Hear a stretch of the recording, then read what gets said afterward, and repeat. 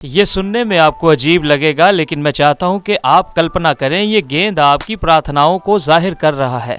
हम में से हर एक चाहता है कि इसकी प्रार्थनाएं सीधा आसमान तक जाए, मगर क्या आप सब ये जानते हैं कि यदि आप इन चारों चीज़ों में से कोई भी एक चीज़ करते हैं तो आपकी प्रार्थनाएं इस छत से ऊपर नहीं जाएंगी।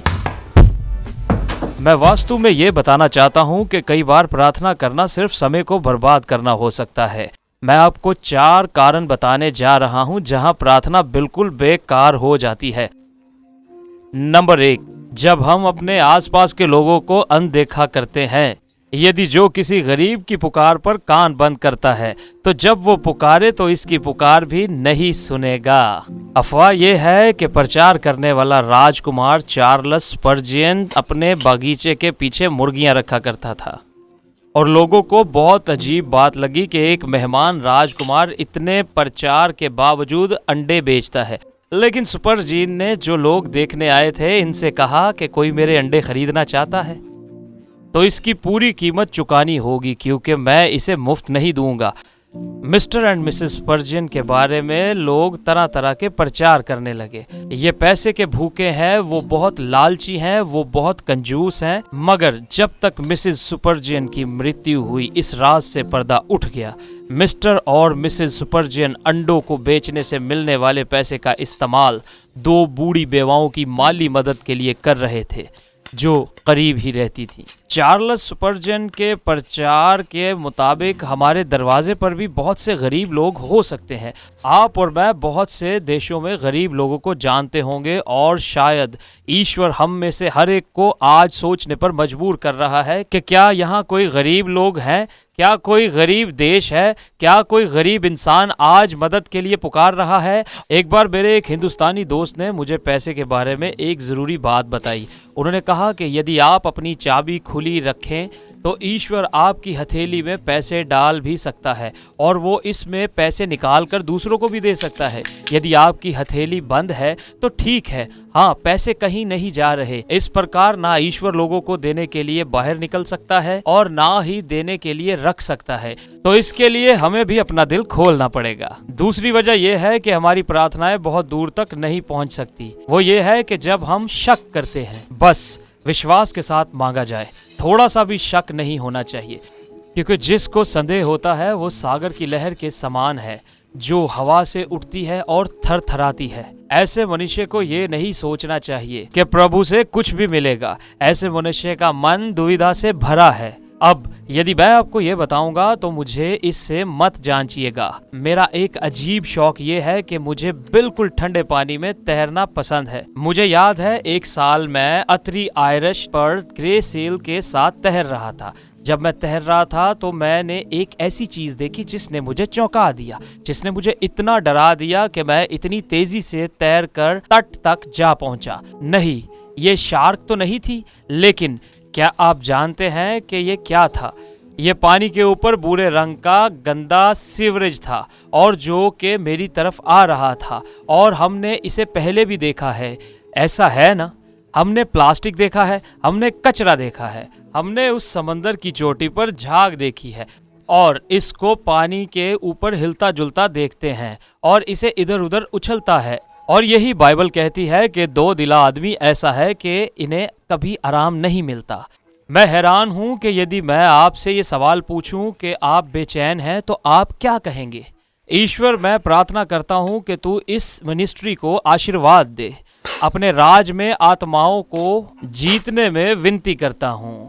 और फिर जब दोपहर आती है और नफरत करने वाले मुझ पर तंज करने लगे हैं या काम का दबाव मुझ पर आता है, मुझे कभी कभार ऐसे विचार आते हैं कि मैं अब इस मिनिस्ट्री में नहीं रहना चाहता। ये मेरी बर्दाश्त से बाहर है। ईश्वर, तू मेरी मदद कर, मैं अब ये नहीं कर सकता। यदि आपको मेरी ज़रूरत है और कभी आप असहज महसूस करते हैं तो आइए सब शांति के प्रभु के पास जाते हैं जो हमें राहत के फवारों तक ले जाता है और हमारी निजात की खुशी को बहाल कर सकता है। नंबर 3, मुआफ ना करना। और जब कभी तुम खड़े हुए दुआ करते हो, अगर तुम्हें किसी से कुछ शिकायत हो तो उसे मुआफ करो, ताकि तुम्हारा बाप भी जो आसमान पर है तुम्हारे गुनाह मुआफ करे।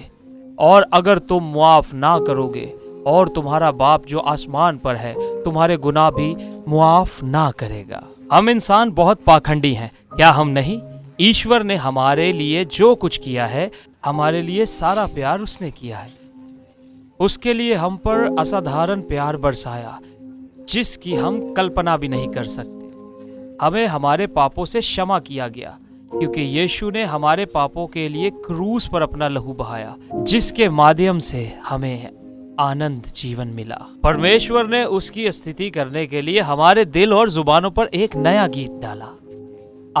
उसने हमें, यदि ये आप और मैं हूँ, इसलिए मैं ये कहना चाहता हूँ कि अगर आप एक लाल गरम पत्थर को पकड़ ले तो कौन जलेगा? जाहिर सी बात है कि हम जलेंगे, कोई दूसरा नहीं, बल्कि मुश्किल में हम आएंगे। आज ही मैं येलोस्टोन नेशनल पार्क के बारे में एक कहानी पढ़ रहा था और वहाँ एक बहुत बड़ा भालू था। उसे एक खाली कैंप की जगह मिली और वो उस जगह अपने लिए खाना तलाश कर रहा था और उसके पास ही छोटा स्कंक तेजी से आगे बढ़ा और अपनी सारी शक्ति से रास्ते में धावा बनाया और कैंप का खाना खाने की कोशिश करने लगा। अब हर कोई सोच रहा था कि बुरा भालू क्या करने जा रहा है, क्या ये इसे मारेगा या इसके साथ क्या करेगा?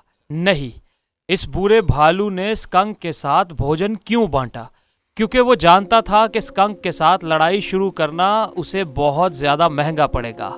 ये मेरे और आपके साथ भी है। यदि हम लड़ते झगड़ते हैं और दूसरों को मुआफ़ नहीं करते हैं तो उसकी कीमत भी हमें चुकानी पड़ेगी। और ईश्वर कहता है कि यदि आप किसी को मुआफ़ नहीं करते तो ईश्वर भी आपको मुआफ़ नहीं करेगा। नंबर 4, जब हम पापों को अपने जीवन में से नहीं निकालते हैं तो हमारे अदम्यातिक जीवन को नष्ट करेगा। ये वास्तव में दुख है, लेकिन बहुत बार लोग मुझसे पूछते हैं, जो मैं वास्तव में पापों में घिरा हुआ हूँ, मैं बहुत मुश्किल में हूँ, मुझे लगता है कि ईश्वर मुझसे बहुत दूर है। और जब मैं अपनी ईमेल्स को देखता हूँ तो मैं ये पढ़ता हूँ तो लोग मुझसे कहते हैं कि मेरा जीवन पापों से भरा है, मैं अपनी गर्लफ्रेंड के साथ विवाहित संबंध में हूँ, मैं नशा करता हूँ और मैं ये जानता हूँ कि मुझे ये नहीं करना चाहिए।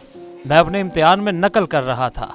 वो अपने पापों को छुपाते हैं, वो अपने झूठ छुपाते हैं, जिसकी वजह से ईश्वर उनसे दूर हो जाता है। एस्किमो लोग भेड़िए को कैसे मारते हैं? वो एक बहुत बड़ा चाकू या ब्लेड लेते हैं और उसे बर्फ में चिपका देते हैं और फिर वो उस ब्लेड को जानवरों के खून से ढांप देते हैं और फिर भेड़िया अपनी सूंघने की शक्ति के साथ खून को सूंघता हुआ वहां पहुंच जाता है और उसे चाटना शुरू कर देता है। चाकू या ब्लेड उसकी जुबान को काटना शुरू कर देता है, लेकिन वो भेड़िया उसे चाटता रहता है जब तक कि उसकी जुबान उस ठंडी धात से चिपक ना जाती है और उनके जाल में फंस जाती है और उसे मार दिया जाता है।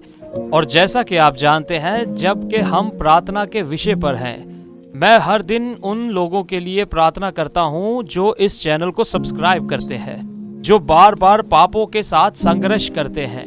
मेरा मानना है कि ये लोग एक ऐसी मिनिस्ट्री है जो खुद ब खुद मुझे मिली है।